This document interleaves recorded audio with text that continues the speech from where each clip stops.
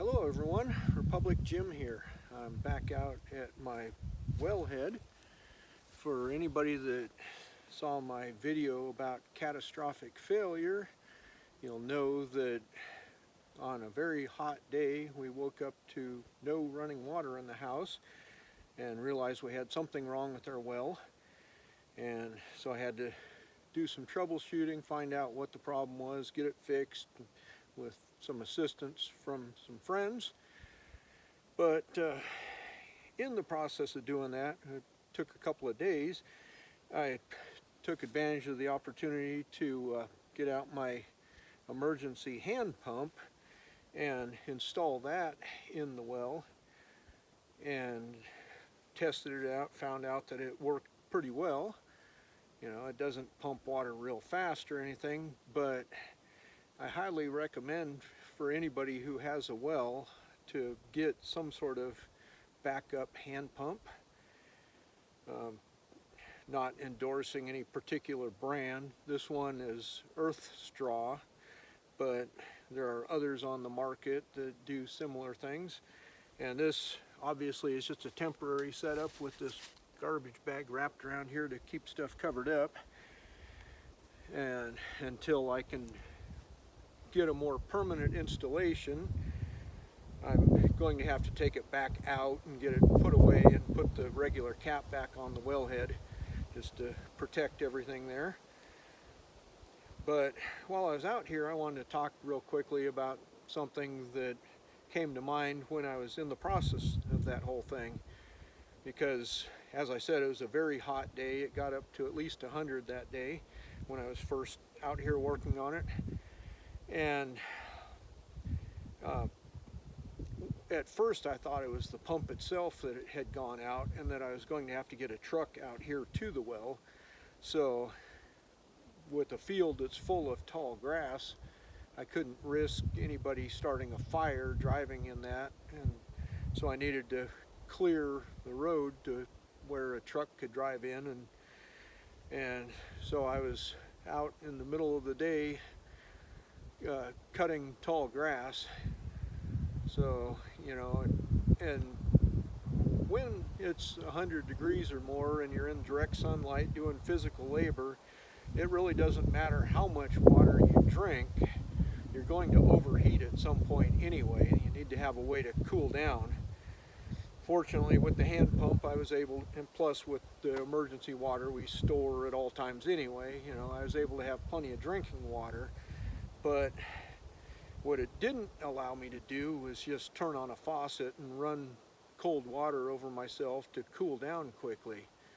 You know, the water that comes out of our well, even in the middle of summer, tends to be below 50 degrees. So normally when I'm out working on a hot day, I can just go over to a frost-free, turn it on, stick my head under it, you know, run some water on me, cool off real quick. But obviously we didn't have that option without, you know, being able to turn on a faucet and have running water.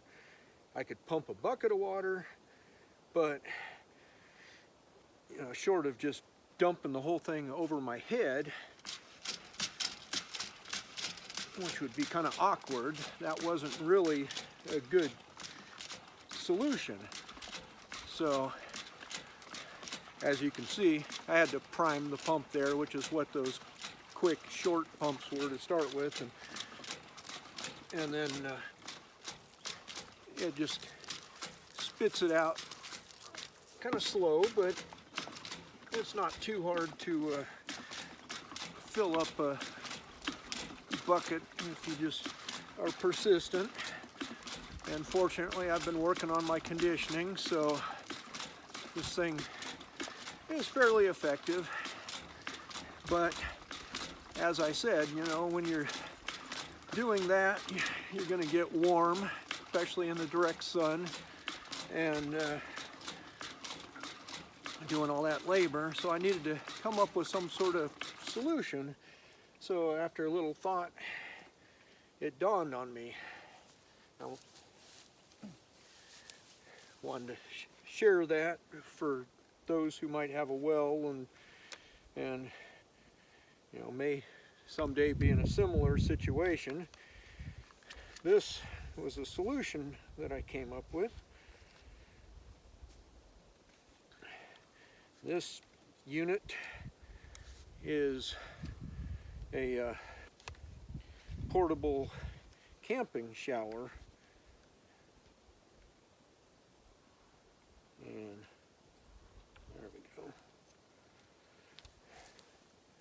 Of course I didn't have it set up and ready to go, but anyway, and I don't even remember what the brand of this thing is. It's just some generic Chinese, Rarvagar or something. Anyway, there's a zillion different Chinese ones on Amazon like this. They have a battery built in here that you can charge up with USB-C, and your little shower thing is basically just like a sump pump with a filter in it and stuff. You put that part in the water, submerge it in there, and turn it on. And doesn't have much pressure, but although it does have different spray settings here, but it'll just slowly pump the water, and you can shut that off.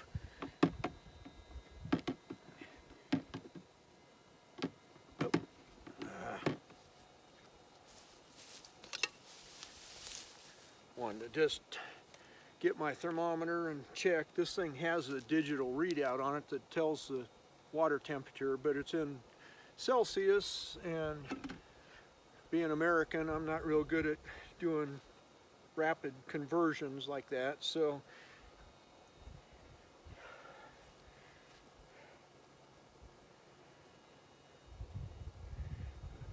anyway, the pump is still running there. I just have the water flow shut off here, which mostly stops it. It drips a bit, but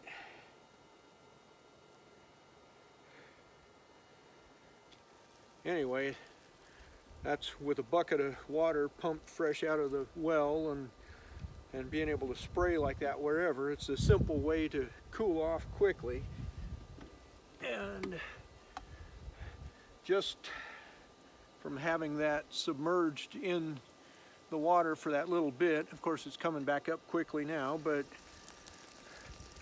looked like it was about 46 degrees.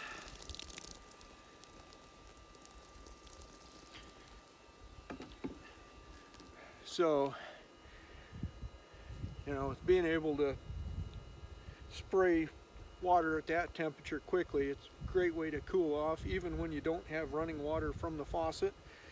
Just have to keep the pump part there charged up and have it on hand, and have a backup hand pump for the well, and it's still possible to get running water out in the field wherever you need it.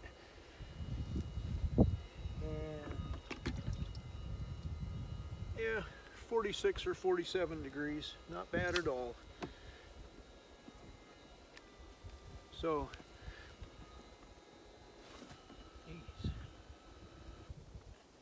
okay. Anyway, that's all to that tip. I know, as usual, I took the roundabout way and made it longer than it needed to be, but hopefully somebody will find that interesting or useful. And yeah, those camp showers like that typically run about $40 on Amazon, somewhere in that price range. You'd probably find one even cheaper than that if you catch it on sale. So, handy little tool to have around. If I needed, I could haul the bucket into the house and use it in the shower stall. But it's also great out in the field like this. So anyway, that's it for now. This has been Republic Jim. I'll talk to you later.